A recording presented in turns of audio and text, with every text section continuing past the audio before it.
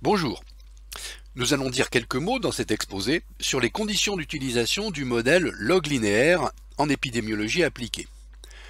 On l'utilise lorsqu'on veut pratiquer une analyse multivariée de la même façon qu'on utilisait le modèle logistique dans la régression logistique. Mais ici, on va l'appeler plus communément régression de Poisson, bien que cela n'ait rien à voir mathématiquement avec la loi de Poisson, et on verra sur la fin le lien qu'il y a entre cette régression et la distribution de Poisson proprement dite. L'exposé dure environ 40 minutes. Il fait suite à toute notre série de cours sur les méthodes en épidémiologie appliquée et s'inscrit dans les méthodes d'analyse multivariée aux côtés de la régression logistique. Les prérequis pour suivre ce cours sont bien sûr d'avoir une connaissance des notions de base en épidémiologie et surtout d'avoir suivi les cours sur les mesures de fréquence et notamment de l'incidence, selon le principe des personnes temps d'exposition, sur la prise en compte d'un tiers facteur et avoir compris la notion de facteur de confusion. Par ailleurs, il est indispensable de connaître les différents schémas d'enquête et notamment l'enquête de cohorte et la notion de risque relatif. Et enfin, comme j'ai construit ce cours comme une suite de la régression logistique, il est indispensable de l'avoir revu préalablement. Alors, on pourrait développer très longuement la théorie sur le modèle log linéaire et le modèle généralisé dont il est une particularité, mais mes objectifs ici sont très limités. Je voudrais simplement vous montrer comment identifier les conditions d'utilisation de la régression de Poisson, lire les sorties informatiques d'un logiciel et interpréter les résultats. Et soyons clairs, les objectifs de ce cours ne sont surtout pas de développer la théorie mathématique de la régression de Poisson, ni de la réaliser techniquement, ni d'en discuter toutes les stratégies d'analyse. Il s'agit donc d'un cours d'initiation dont l'ambition est de vous situer la problématique de cette méthode que vous avez déjà sans doute vue employée dans des publications sans trop savoir pourquoi.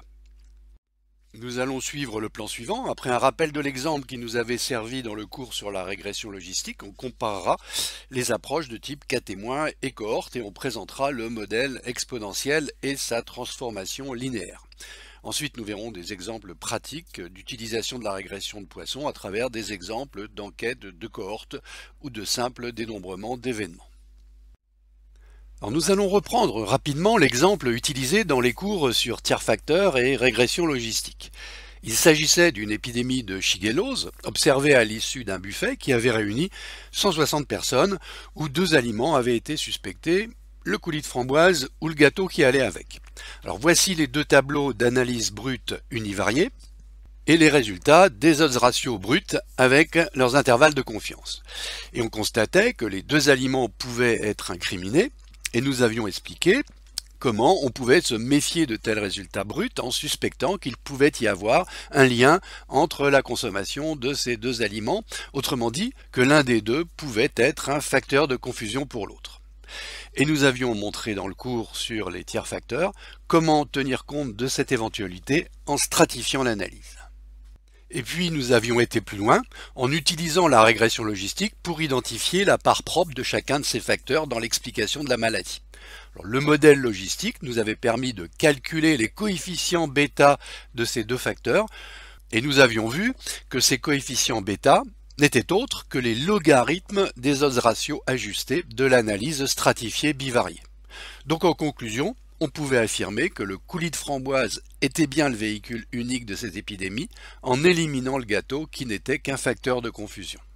Alors je vais un peu vite ici car c'est le rappel du cours de régression logistique et je vous invite à vous y reporter si vous ne comprenez plus cet exemple. Alors jusqu'à maintenant, nous avions disposé et analysé les données selon le schéma d'une enquête cas témoin et nous avions donc raisonné sur des odds ratios. Mais on aurait pu faire tout autrement. Comme il s'agit d'un buffet où nous disposons de la totalité de la population d'études, 160 individus, on aurait pu tout aussi bien analyser les données selon un schéma de cohorte et calculer des taux d'attaque. Et ensuite, calculer un risque relatif par le rapport des deux taux d'attaque. On obtient ainsi un risque relatif de 5,7. Alors ce risque relatif est certes encore très élevé, mais on voit bien qu'il est quand même fort différent de l'odds ratio qui ne l'estimait donc pas correctement.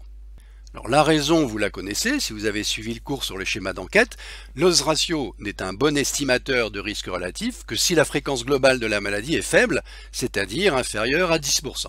Or dans le cas présent, le taux d'attaque ou incidence est très élevé, 30 cas pour 160 personnes, soit 18,7%. On avait donc une surestimation du vrai risque relatif lorsqu'on raisonnait avec l'odds ratio, comme s'il s'agissait d'une étude cas témoin. Et c'est ce que faisait la régression logistique qui produit au bout du compte des odds ratios ajustés.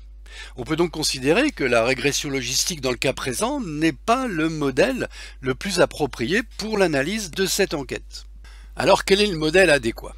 Alors on va recommencer le même processus qu'avec la régression logistique en prenant les mêmes formulations. Avec Y, la variable dépendante, c'est-à-dire ici l'incidence de la maladie ou le taux d'attaque, c'est pareil, et les variables explicatives, X, qui sont les expositions. Et on va à nouveau rechercher une équation d'un modèle plus adéquat. Alors pour trouver un bon modèle, on va s'inspirer de la réalité et regarder comment évoluent de grandes cohortes en fonction d'un risque particulier. Alors ici, nous avons la courbe exprimant la mortalité, c'est-à-dire le taux de décès en fonction de l'âge, chez les femmes françaises de plus de 50 ans, analysée en 2012.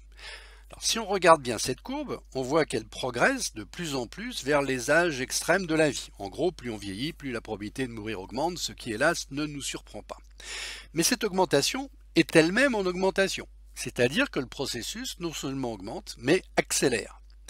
Et si on y regarde de près, on voit que pour chaque tranche d'âge de 5 ans, la mortalité est multipliée par un facteur constant, ici environ 1,6.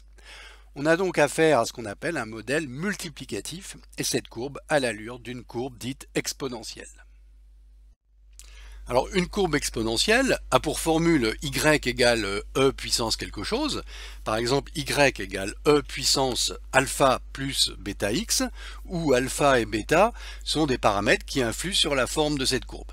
Ici j'ai dessiné une courbe où alpha égale moins 4 et bêta égale 0,7. Ici en rouge, bêta égale 0,6, la courbe rouge est plus aplatie. Et là, en noir, bêta égale 0,8, la courbe est plus accentuée, l'accélération est plus forte. Si on reprend l'exemple de la mortalité chez les femmes, on peut trouver les paramètres de la courbe où alpha est égal à 0,14 et bêta à 0,49. Alors comment faire pour trouver les paramètres alpha et bêta du modèle exponentiel qui colle le mieux à un tableau de données comme celui de notre épidémie de Shigellose? Alors on va procéder comme pour la régression logistique, en procédant par induction, c'est-à-dire à trouver la loi à partir des observations. On construit le modèle en donnant à x les valeurs 1 s'il y a exposition et 0 s'il n'y a pas exposition. On calcule les valeurs y qui sont les taux d'attaque, 0,423 chez les exposés et 0,074 chez les non exposés. Et on se pose donc la question, si le modèle est de type exponentiel y égale e puissance alpha plus bêta x, alors quelles sont les valeurs de alpha et bêta qui font que y égale 0,423 quand x égale 1 et y égale 0,074 quand x égale 0? Alors nous traçons le graphe avec y en ordonnée et x en abscisse et nous allons donc poser les points. Pour x égale 0, y égale 0,074 et pour x égale 1, y égale 0,423. Et ensuite nous allons essayer de trouver la courbe qui passe par ces deux points. Alors tout d'abord on cherche alpha, d'après l'équation pour x égale 0 on a 0,074 égale e puissance alpha, donc alpha égale log de 0,074 c'est-à-dire moins 2,6. Ensuite, on va chercher bêta par tâtonnement. Ici, on choisit bêta égale 1, mais la courbe est trop aplatie. Pour bêta égale 2, la courbe est trop accentuée cette fois-ci. Si on choisit bêta égale 1,5, on est un peu trop en dessous. Bêta 1,7, encore un peu trop au-dessus. Et enfin, on trouve bêta égale 1,74, qui permet à la courbe exponentielle de passer exactement par les deux points. On peut donc écrire ce modèle, y égale e puissance moins 2,6 plus 1,74x. Modèle donc correspondant aux observations de l'épidémie de Shigellose. Alors, tous ces tâtonnements pour trouver la courbe exponentielle ne sont pas très commodes et on va essayer de simplifier ce modèle. En posant par exemple y' égale log de y, c'est-à-dire log de e puissance alpha plus bêta x, on obtient tout simplement y' égale alpha plus bêta x, qui est l'équation d'une droite de pente bêta et dont l'ordonnée à l'origine est alpha. Si on reprend la courbe d'évolution de la mortalité des femmes en fonction de l'âge, qui avait une allure exponentielle, en opérant cette transformation logarithmique, on observe que les points sont très proches d'une droite d'équation y' égale 0,14 plus 0,49x. Alors pour y voir clair, je compare ici les deux modèles. À gauche, le modèle initial, qui avait une allure exponentielle, avec les coefficients alpha 0,14 et bêta 0,49. Et à droite, le modèle qui a été transformé en une droite avec les mêmes coefficients. Alors ce modèle, à droite, est ce qu'on appelle le modèle log linéaire, et vous voyez qu'il colle presque parfaitement aux données de mortalité chez les femmes en fonction de l'âge. Et vous comprenez bien que l'intérêt du modèle log linéaire, c'est qu'il est beaucoup plus maniable, car c'est une droite. Et on va le voir tout de suite en revenant à notre exemple de la shigellose. Pour trouver les coefficients alpha et bêta de la droite, on va calculer les logarithmes des valeurs de y. Log de 0,423 égale moins 0,86 et log de 0,074 égale moins 2,6. On reporte les deux points sur un graphe. On trace directement la droite qui passe par ces deux points. On a donc pour x égale 0 l'ordonnée à l'origine alpha égale moins 2,6 et pour x égale 1 on a moins 0,86 égale moins 2,6 plus bêta, c'est-à-dire bêta égale 1,74 qui est la pente de la droite. Et vous voyez qu'on trouve ce coefficient bêta beaucoup plus facilement qu'avec le modèle exponentiel de tout à l'heure. Maintenant, il est le temps de se demander ce que signifie ce coefficient bêta. Intuitivement, on peut penser que plus la pente de la droite est raide, et plus grand est bêta, et plus la liaison est forte entre le risque de la maladie Y et l'exposition X. Même raisonnement avec l'accentuation de la courbe exponentielle. Inversement, plus la pente est faible, plus le coefficient bêta se rapproche de 0, et moins la liaison est forte. On le voit également à droite en bas sur la courbe exponentielle complètement aplatie. Donc si bêta n'est pas significativement différent de 0, on ne peut pas montrer de liaison entre la maladie et l'exposition. Et à l'inverse, si bêta est significativement différent de 0, on affirme la liaison entre y, la maladie, et x, l'exposition. Alors que signifie la valeur de 1,74 que nous avons trouvée pour ce coefficient bêta dans l'exemple de la shigellose? Si on en prend l'exponentielle, e puissance bêta, on trouve 5,7. Et vous ne serez pas surpris de constater que ce 5,7, c'est précisément la valeur du risque relatif. Donc bêta, c'est l'équivalent du risque relatif d'une enquête de cohorte. Dans un modèle log linéaire, bêta c'est le logarithme du risque relatif, ou à l'inverse, le risque relatif est l'exponentielle de bêta. Alors jusqu'à maintenant, nous n'avons étudié qu'un seul facteur, le coulis de framboise. Alors voyons maintenant ce qu'il se passe lorsqu'on étudie deux facteurs, le coulis de framboise et le gâteau. On reprend les données de notre épidémie de shigellose et on va étudier les effets respectifs, cette fois-ci, de la consommation de coulis de framboise et de gâteau. On a donc les cas et les sujets sains distribués selon les 4 combinaisons possibles de consommation ou non de ces deux aliments. On calcule les taux d'attaque pour chacune de ces combinaisons et les logarithmes de ces taux. Et nous allons reporter ces valeurs sur un graphe. Alors maintenant, on se trouve évidemment en 3 dimensions. Le graphe a 3 axes. L'axe vertical qui concerne toujours la probabilité d'être malade, exprimée par son logarithme. L'axe x1 frontal que nous attribuons à la consommation de gâteau avec les valeurs 0 et 1. Et l'axe x2 sagittal en profondeur que nous attribuons à la consommation de coulis avec les valeurs 0 et 1. Et nous allons maintenant reporter les 4 points sur ce graphe. Le point moins 2,6 correspondant au log du taux d'attaque chez les sujets n'ayant mangé ni gâteau ni coulis, donc avec les valeurs x1 et x2 égale 0. Le point moins 2,59 pour les sujets ayant mangé du gâteau mais pas de coulis. Le point moins 0,88 pour les sujets ayant mangé du coulis mais pas de gâteau. Et enfin le point moins 0,86 pour les sujets ayant mangé les deux aliments. Et maintenant, on va tenter de trouver le plan qui passe par ces 4 points, que j'ai dessiné ici en vert. Alors, ce plan coupe le plan frontal correspondant au gâteau, selon la droite en bleu, et vous voyez qu'elle est quasiment horizontale, avec un coefficient bêta proche de 0. Et le plan coupe l'axe sagittal correspondant au coulis, selon la droite en rouge, qui a une pente bêta de 1,73.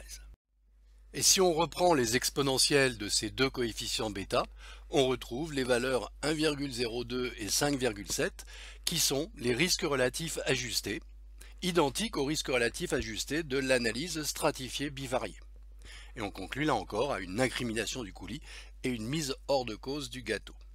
Mais avec cette fois-ci des risques relatifs ajustés plus exacts que les odds ratios ajustés de la régression logistique.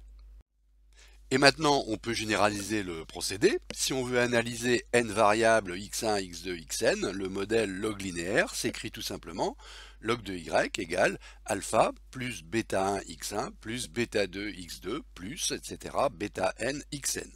Chaque coefficient bêta étant le logarithme de chaque risque relatif ajusté de chacune de ces variables. Donc le modèle est écrit ici de façon simple en supposant qu'il n'y a pas d'interaction entre les variables x. Alors maintenant, on se trouve dans un espace à n dimensions et je ne peux plus m'amuser à traficoter un plan qui passe par tous les points. Donc l'utilisation d'un logiciel devient indispensable et je vous l'ai représenté sous forme d'une boîte noire car, comme je vous l'ai dit en introduction, on ne va pas détailler le processus de recherche de tous ces coefficients. Sachez simplement que cette recherche va se faire par itération successive visant à maximiser ce qu'on appelle la vraisemblance du modèle. Donc je vous propose de considérer le logiciel simplement comme une machine à produire des coefficients bêta. Voyons maintenant la régression de Poisson en pratique à l'aide de quelques exemples. Alors tout d'abord, comme pour la régression logistique, on ne fait pas rentrer dans le modèle toutes les variables. On commence par exclure tous les facteurs qui ne jouent aucun rôle en analyse univariée et on ne garde que les facteurs significativement associés à la maladie et ceux pour lesquels le petit p est inférieur à environ 20%. On garde les facteurs biologiquement incontournables, âge, sexe, et enfin éventuellement des termes d'interaction entre certaines variables qui auraient été remarquées dans l'analyse univariée. Alors, jetons un œil sur les sorties d'un logiciel effectuant une régression de Poisson. Alors, on a pris ici l'exemple d'une étude sur les facteurs de risque d'infection nosocomiale dans une région X, et ici on a retenu 4 facteurs, le fait d'avoir subi une intervention chirurgicale ou non, la présence ou non d'une sonde urinaire ou d'un cathéter veineux, et enfin l'existence ou non d'une immunodépression. Alors il peut y avoir des variantes dans la présentation et l'ordre des paramètres figurant dans les colonnes, mais le principe et la structure sont toujours les mêmes. Sur les deux premières colonnes, figurent ici les coefficients bêta de chacune des variables et leurs écarts-types. À la troisième colonne, les valeurs petit p des tests qui comparent la valeur des coefficients bêta à 0. Bêta égale 0 est l'hypothèse nulle.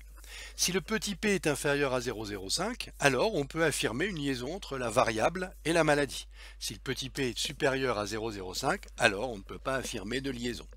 On voit ici qu'il y a un lien significatif entre la survenue d'une infection nosocomiale et la chirurgie, la pose d'une sonde et l'immunodépression. En revanche, pas de lien significatif avec la pose d'un cathéter veineux. À la quatrième colonne, les risques relatifs ajustés, qui sont les exponentielles des coefficients bêta, et qui sont plus faciles à lire et à interpréter.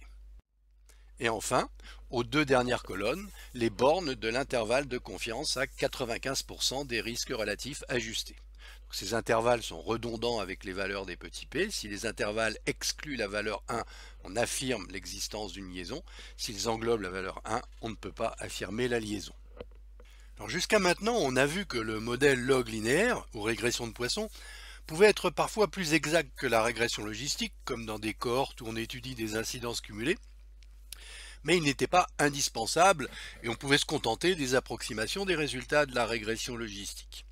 Alors nous allons voir maintenant des cas où la régression de Poisson prend tout son intérêt, et notamment dans les cohortes où les incidences sont exprimées non pas en incidence cumulée, mais en densité d'incidence avec des dénominateurs comptés en personnes temps. Alors prenons comme exemple une étude sur le cancer de la vessie chez des travailleurs de l'industrie chimique d'une région X suivie pendant une période de 10 ans. Bien entendu, tout le monde n'a pas travaillé 10 ans, il y a eu des embauches en cours de période, il y a eu aussi des départs, et les expositions ont été comptées en personnes années. En fin de période d'étude, on a observé 89 cas de cancer de la vessie, pour un total de 350 000 personnes années de suivi, soit 25 cas pour 100 000 personnes années.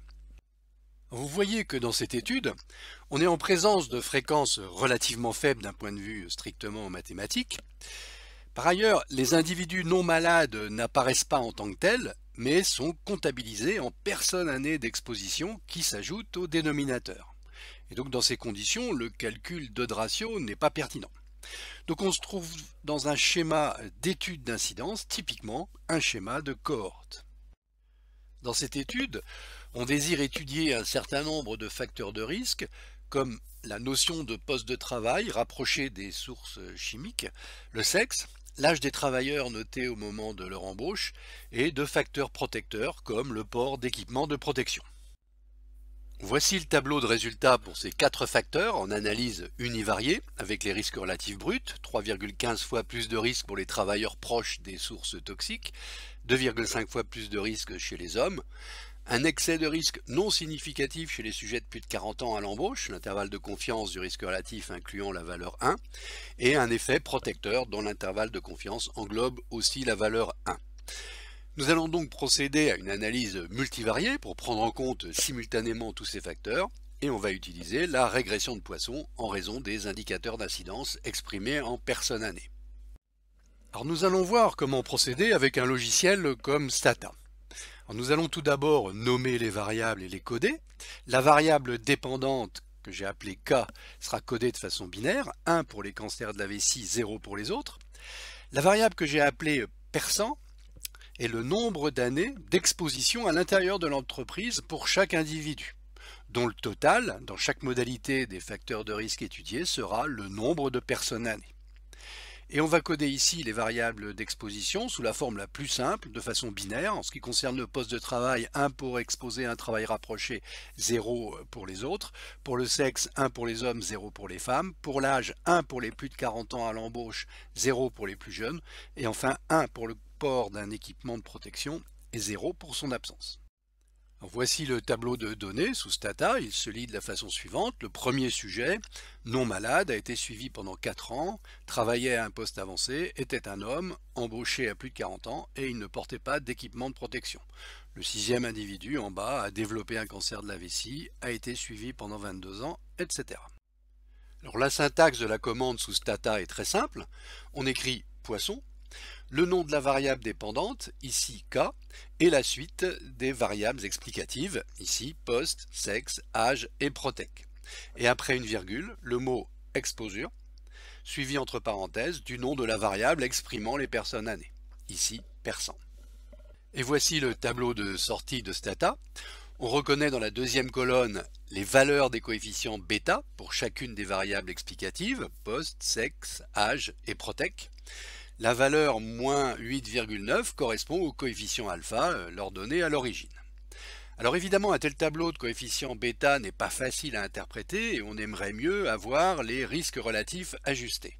Il suffit pour cela de compléter la commande par le mot IRR, qui veut dire tout simplement Incidence Rate Ratio, et on obtient alors un tableau avec à la colonne IRR les risques relatifs ajustés et aux 2 dernières colonnes leurs intervalles de confiance.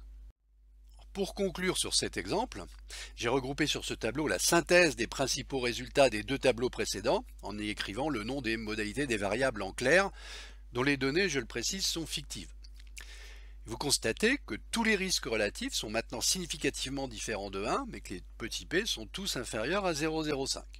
Donc l'incidence du cancer de la vessie est 2,6 fois plus fréquent chez les travailleurs à un poste rapproché, 2,2 fois plus élevé chez les hommes et 1,7 fois plus élevé, et cette fois-ci de façon significative, chez les travailleurs ayant plus de 40 ans à l'embauche.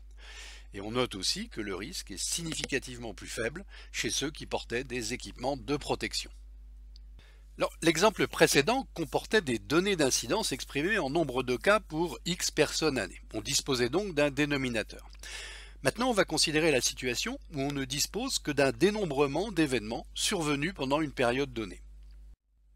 Alors, on va prendre l'exemple d'une étude sur le nombre d'accès de paludisme observés chez les patients venant consulter dans un dispensaire en zone d'endémie palustre. Alors, par exemple, on a enregistré pendant l'année 2015 522 consultations pour accès de paludisme présentées par 204 individus, soit en moyenne donc 2,6 accès de paludisme par patient. On voit que dans cet exemple, on ne dispose pas de taux, mais d'un simple dénombrement. Il n'y a pas de non-cas de paludisme, il n'y a pas de dénominateur. On se trouve donc dans le cas typique d'une variable de Poisson. Vous vous rappelez que la loi de Poisson calculait la probabilité de survenue d'un certain nombre d'événements pendant une période donnée. Alors, si on regarde la distribution du nombre d'accès palustres par patient, on obtient le tableau suivant. 38 patients n'ont présenté qu'un seul accès au cours de l'année, 73 en ont présenté 2, 50 3 accès, etc. Et si on reporte les données sur un graphe, on obtient cette distribution qui ressemble un peu à une distribution de Poisson, dont la moyenne est 2,6. Alors on poursuit l'étude en cherchant à vérifier si la fréquence des accès de paludisme diffère selon l'espèce plasmodiale en cause, Plasmodium vivax ou Plasmodium falciparum. Alors on suppose dans cet exemple qu'il n'y a pas d'infection mixte et on observe en moyenne 2,85 accès chez les patients infectés par Plasmodium vivax et 1,83 accès chez les patients infectés par Plasmodium falciparum. Et voici les deux distributions du nombre d'accès à Plasmodium vivax et Plasmodium falciparum.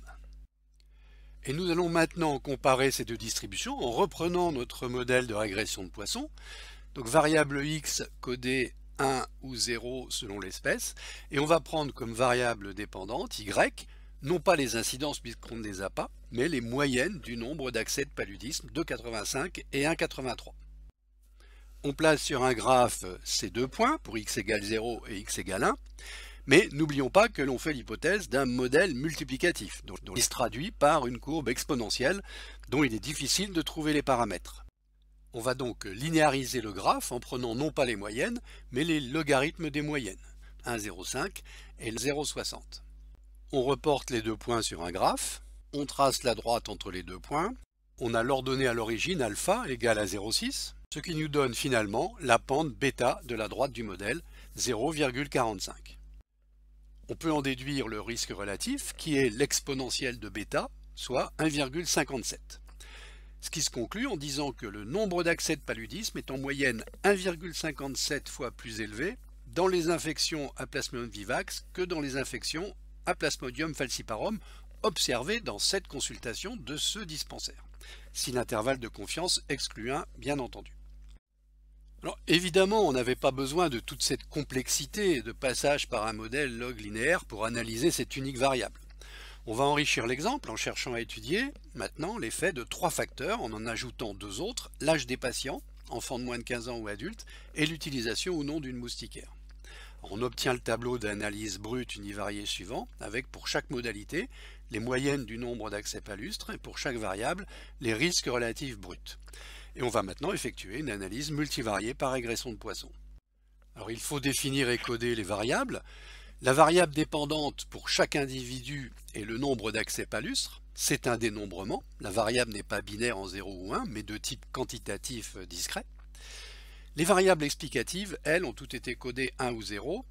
Pour l'espèce en cause, 1 pour Plasmodium vivax et 0 pour Plasmodium falciparum. Pour l'âge, 1 pour les moins de 15 ans et 0 pour les adultes. Et enfin, on a codé 1 pour les utilisateurs de moustiquaires et 0 pour les autres. On obtiendra donc un tableau de données de ce type qui se lit de la manière suivante. Le premier individu a présenté un seul accès à Plasmodium vivax, il était âgé de moins de 15 ans et utilisait une moustiquaire. Le dernier de la liste a présenté 2 accès à Plasmodium falciparum, c'était un adulte qui utilisait une moustiquaire. Avec Stata, on écrit donc la commande suivante, le terme Poisson, puis après un espace, le nom de la variable dépendante, accès, et ensuite les noms des variables explicatives, espèce, âge et moustique. Voici le tableau de sortie que nous avons déjà appris à lire avec les coefficients bêta en deuxième colonne. Et si on veut lire les risques relatifs ajustés, on ajoute après une virgule le terme IRR qui donne le tableau de sortie du bas. Pour conclure sur cet exemple du nombre d'accès palus, j'ai synthétisé les principaux résultats des sorties de Stata. On constate qu'après analyse multivariée, la fréquence des accès palus reste significativement plus élevée pour les sujets atteints de Plasmodium vivax, ce qui est logique puisqu'on sait que cette espèce donne lieu à des rechutes répétées, que la fréquence des accès est plus élevée chez les jeunes de moins de 15 ans, et enfin que l'utilisation de moustiquaires ne joue pas de rôle significatif dans le nombre des rechutes. On va dire un mot sur ce qu'on appelle la variable offset. Lorsqu'on utilise des logiciels pour effectuer une régression de Poisson, il est demandé de façon optionnelle d'entrer une variable de ce type. Alors qu'est-ce que cela signifie? Dans l'exemple précédent, nous avions fait une étude dans le même univers. La population d'études était celle des consultants du dispensaire. Donc, les moyennes de survenue des accès palustres par individu étaient indépendantes du nombre respectif des sujets infectés à Plasmodium vivax ou falciparum. Si on faisait varier cette proportion, toutes choses égales par ailleurs, les résultats n'auraient pas changé. Alors, on va voir un autre exemple où nous nous intéressons aux accidents d'exposition au sang dans un hôpital. Donc, pendant une année, il s'est produit 151 piqûres accidentelles, soit une moyenne de 2,9 piqûres accidentelles par semaine. Et dans un premier temps, on voudrait comparer les moyennes du nombre d'accidents entre les services de médecine et les services de chirurgie. Donc on va procéder comme précédemment, en utilisant le modèle log linéaire, on pose x égale 1 pour les services de médecine et x égale 0 pour les services de chirurgie, et on calcule les logarithmes des moyennes. On pose les points sur un graphe, on trace la droite et on calcule la pente bêta, ce qui nous donne le risque relatif qui est de 1,6. Donc on pourrait conclure que dans les services de médecine, le nombre de piqûres accidentelles est 1,6 fois plus élevé que dans les services de chirurgie. Seulement le problème ici est que l'on compare deux populations différentes, dont les effectifs ne sont pas identiques. Si par exemple les services de médecine sont 2 fois plus importants que les services de chirurgie, et que leur personnel et que les actes d'injection sont plus nombreux, il est plausible que le nombre d'accidents d'exposition au sang y soit plus élevé. Et en effet, si on regarde les effectifs des personnels, on constate qu'ils sont plus élevés dans les services de médecine. Il va donc falloir tenir compte de cette disparité. Mais dans cet exemple, on n'a pas recueilli, comme dans l'exemple du cancer de la vessie, les dénominateurs, par exemple en personnes semaines d'exposition. On a simplement comptabilisé les accidents. Pour tenir compte de la taille des effectifs, il ne faut pas écrire le modèle exponentiel y égale e puissance alpha plus bêta x, mais il faut pondérer y par les effectifs grand N. Ce qui s'écrirait y divisé par grand N égale e puissance alpha plus bêta x. Ou bien y égale n fois e puissance alpha plus bêta x, ce qui revient au même. Et donc, lorsqu'on linéarise, on a log de y est égal à log de grand N plus alpha plus bêta x. Et c'est ce logarithme de grand N qui a été ajouté dans l'équation du modèle qu'on appelle variable offset. On va voir ici comment en tenir compte. Pour pouvoir tracer notre graphe linéaire de la forme alpha plus bêta x, il faut donc diminuer nos logs de y de cet offset log de grand N. On calcule donc les valeurs y'. Pour x égale 1, on a y' égale log de y 0,59 moins log de n 4,61, soit moins 4,02. Pour x égale 0, on a y' égale 0,1 moins 4,18, soit moins 4,08. On trace le graphe et on voit immédiatement que la pente est faible avec un coefficient bêta de 0,06, ce qui correspond à un risque relatif de 1,1. Conclusion, eh bien, les services de médecine dans cet hôpital ne sont pas plus à risque de piqûres accidentelles que les services de chirurgie. Alors, on poursuit l'étude avec un autre facteur pour montrer l'exemple d'une analyse multivariée. On va regarder maintenant si la fréquence des piqûres est différente dans les services qui ont mis en place un programme de prévention des accidents exposant au sang. Information du personnel, matériel de sécurité, etc. Et on voit qu'en moyenne, 1,3 piqûres par semaine sont survenues dans les services ayant développé un tel programme, contre 1,6 dans ceux qui n'en ont pas développé. Mais on voit également que les effectifs sont légèrement différents. Alors on nomme et on code les variables de la façon suivante. La variable dépendante piqûre est le nombre des piqûres accidentelles pour chaque modalité de chaque facteur étudié. Les variables explicatives, service 1 pour médecine, 0 pour chirurgie. La variable programme est codée 1 pour l'instauration d'un programme de prévention et 0 pour son absence. Et enfin la variable offset, nommée taille, qui représente le dénombrement des effectifs pour chaque modalité de chaque facteur étudié, et la variable log taille, qui est le logarithme de ces effectifs. Voici le tableau d'analyse sous Stata où on a agrégé les données par modalité. 40 piqûres ont été observées en médecine dans des services sans programme, 30 dans des services de chirurgie sans programme, 54 dans des services de médecine avec programme, etc. Et voici la sortie d'un tableau d'analyse sous Stata en ayant écrit la commande habituelle, ayant omis le terme d'offset. On voit dans ces résultats un effet lié au service de médecine, un risque relatif de 1,6, et l'absence d'effet des programmes de prévention. Mais ces résultats sont manifestement faux, comme on l'a montré précédemment, car ici on ne tient pas compte des effectifs. Donc on s'empresse de corriger cela en rajoutant le terme offset avec entre parenthèses le nom de la variable exprimant le logarithme des effectifs. Et on obtient alors le tableau de sortie correct.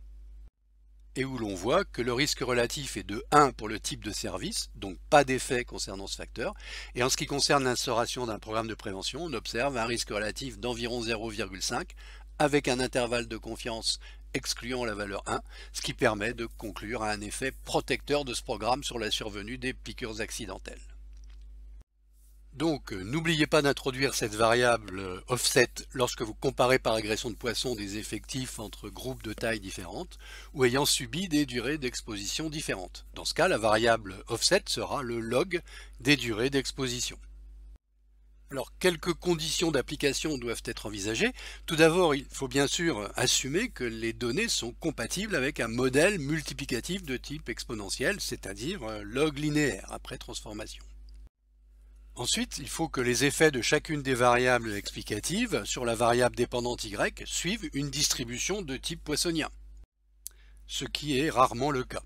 Si on observe les données, on voit souvent une distribution assez éloignée de la distribution de Poisson. On constate très souvent que la variance n'est pas égale à la moyenne, comme cela doit être dans une distribution de Poisson, et que le plus souvent, elle est supérieure à la moyenne. On dit qu'il y a surdispersion.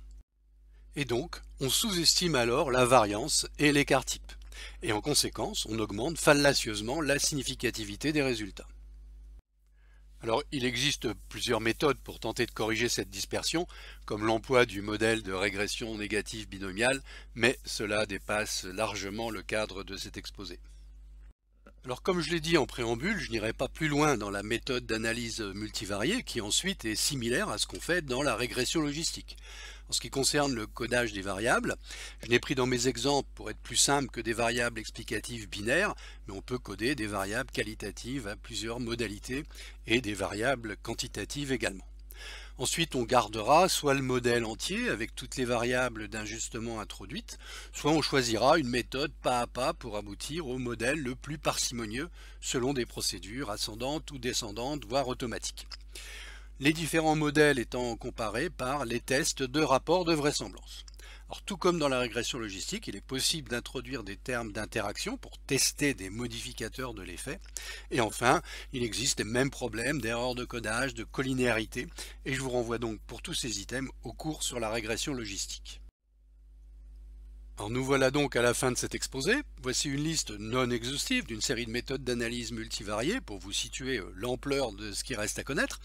Nous avions déjà vu la régression logistique et nous venons de voir maintenant le modèle log linéaire et la régression de Poisson.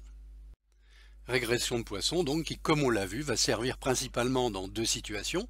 Un, les études de cohorte avec des comparaisons d'incidence exprimées en personne-temps et des comparaisons de dénombrement d'événements survenus pendant des périodes déterminées. Et donc en vous souhaitant de fructueuses et poissonneuses études, je vous dis à bientôt.